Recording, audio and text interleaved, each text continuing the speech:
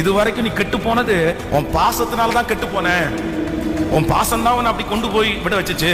நீ சிலர் மேல வைக்க கூடாத நபர்கள் மேல, தேவையற்ற நபர்கள் மேல நீ வைத்த பாசம் உன்னை பாவியா தள்ளிருச்சு. இன்னைக்கு மற்ற ஜனங்களுக்கு முன்பாக உன்னை பாவியா காமிக்குது. அது ரொம்ப ராங். அது ரொம்ப ஜீவ புஸ்தகத்துல இருந்து என் பேரை இப்ப எந்த ஜனங்களுக்காக ஜீவ புஸ்தகத்துல இருந்து என் பேரை கிறுக்கி போடுங்கன்னு சொன்னாங்களோ அந்த ஜனங்கள் தான் கானானை பார்க்க விடாம அவரை தடை பண்ணிட்டாங்க. அப்போ மனிதர்கள் மேல, சகா மனிதர்கள் மேல நம்ம வச்சிருக்கிற பாசம் ஆண்டவருடைய சித்தத்தையே மாற்ற மாதிரி கொண்டு விட்டுற கூடாது.